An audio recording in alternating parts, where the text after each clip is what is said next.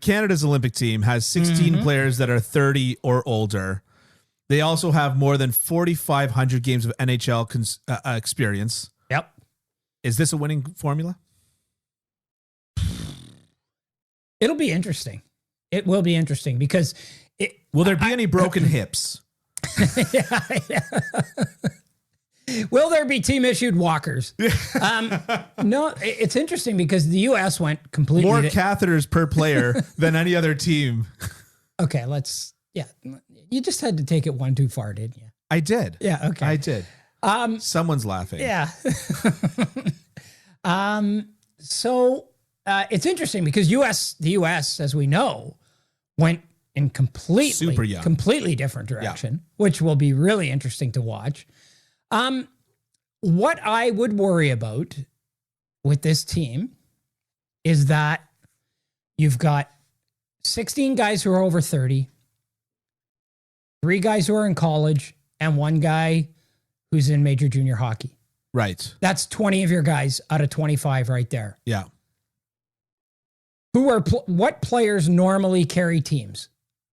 Players in their prime normally. Correct. Yeah. Players in the 23 to 27 age group. Yeah. You can stretch it to 30, but yeah. Yeah, 16 plus 4 is 20. That leaves 5 of those guys. Yeah. Now, it's a short tournament. Yep. Everybody was saying, I had people say on Twitter, well, I'm glad Connor Bedard's not there. Well, I saw that Do you want a 16-year-old Connor Bedard or do you want a 36-year-old Adam Cracknell? Yeah. I'll take the 16-year-old Connor Bedard. Sorry. Yeah. I'll take Caden Gooley on that blue line. Yeah. I'll take Mason McTavish, which they did. Yeah. I'll take Kent Johnson. Yeah. I would have liked to have seen them integrate a few more of those guys, but you can only go with what you have and what you have available to you. Yeah. And it's very clear that Shane Doan, who, it should be pointed out, scored 28 goals in the NHL as a 39-year-old. Yeah. Believe that experience is the way to go. Yeah. I mean, nobody knows who's going to be good and bad in this tournament. Do they? Do we? I think the Czechs are going to be amazing. Yeah. I think the Czechs are going to be really good. I think Sweden's going to be awful. Right. Interesting. Who's going to be their goalie? Who's going to be their goalie? Who's going to be Canada's goalie? Is it going to be Devin Levi? Devin Levi, it's probably going to be Edward Pasquale, who was one of the best goalies in the KHL last year. Yeah. But is it going to be Devin Levi, who has been lights out in U.S. college hockey this year? Yeah. Lights out. Yeah. He is putting together a historic season. Save percentage is .950. He's got 9 shutouts in 24 games. Yeah. I don't know. I suppose they're going to figure that out. I would assume that the number 1 spot goes to Edward Pasquale, and then either it's his to lose. Yeah, and then the backup is either Levy or Matt Tompkins. Yeah, who's playing Beer Garden. He's in Sweden, anyways. But yeah, the goalie situation specifically, it's interesting. Interested me. Well, it's interesting, and I'm just gonna. I'll let you talk. But it's my podcast, so I get to talk. It's interesting because for all of that experience they have, the 4,000 games, they got three NHL games among their 3 goalies, and all of them are Eddie Pasquale. And Edward Pasquale has all 3 of them. Yeah. So go ahead. I felt that it was interesting that they didn't take Devin Dubnyk, and they didn't take it for. Did Devin Dubnyk? Yeah. Well, they didn't take him for lack of games, and because he hasn't played much, right? Yeah, but Eric Stahl played 4 games too. Right. I get there's not a total equivalency there. So, what I was thinking about was the old fogies game, the alumni game between Montreal and Boston back in 2011. I think it was the Winter Classic, and so they had an alumni game. Anyways, Jose Theodore went into net, and the only guy that scored any goals against him was Ray Bourque. Now, the thing that I find interesting about that is that, especially NHL players, their shots don't tend to get all that much worse after post-retirement.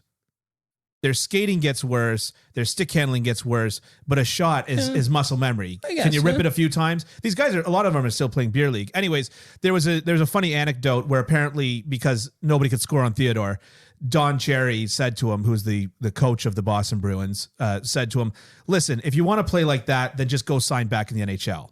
But he hadn't played in about 2-3 years. Right. And so a position that lends itself to inactivity, so to speak, is goaltending, in my opinion, because so much of it relies more on your ability to read the play, your ability at positioning, and you can overcome your athletic deficiencies. I mean, look at Craig Anderson and how he's managed to keep his career afloat, despite the fact that it's been like 8 years now that we've seen his athletic deficiencies, right? Yeah.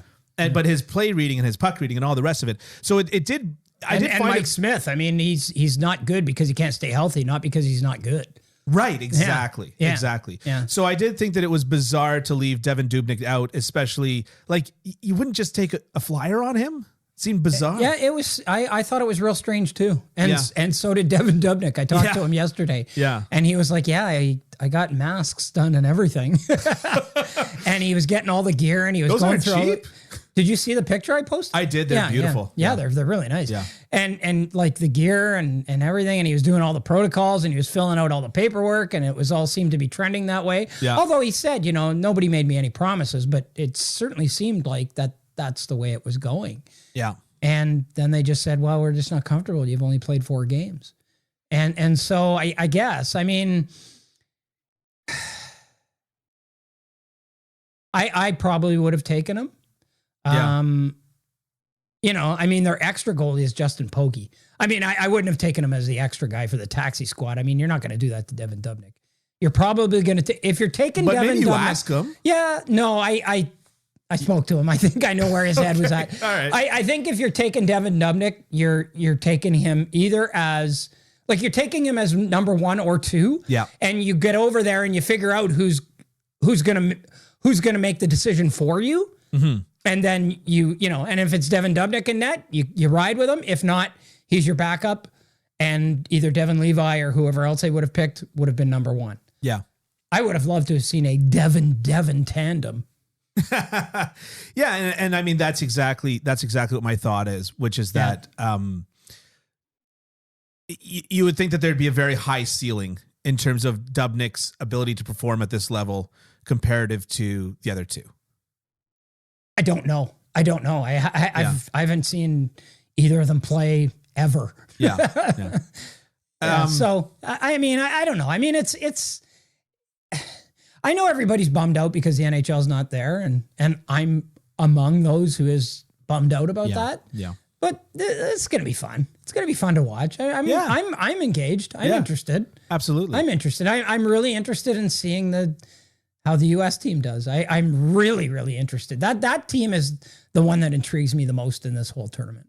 Because I want to just end off the international chat and the goalie chat on one specific thing. Yep. One of my favorite things to see in international hockey over the years was watching like Abisher playing on Team Switzerland at like 80 years old and watching Cristobal Huey.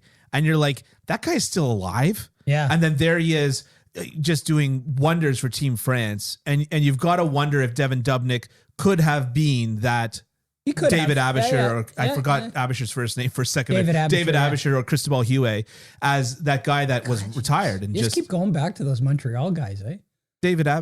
Abisher, didn't he play for Montreal as well? Oh, he might have. Yeah. I think I associate him as Colorado. And of course, Devan Dubnyk was in the Montreal Canadiens organization very, very briefly as well. Yeah, he was it's interesting because you talk about those guys like Abisher and who's the other guy? Huey.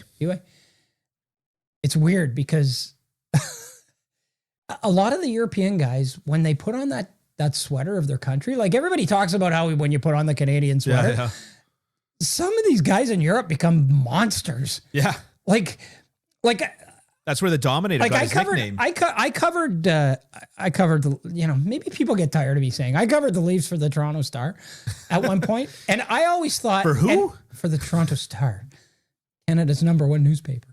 And I always thought that, and they had Robert Reichel for 4 years. And I thought, you know what, if there was some way that the Leafs could change their uniform to the Czech Republic uniform, like just put that uniform on, Robert Reichel would be the MVP of the league. Yeah.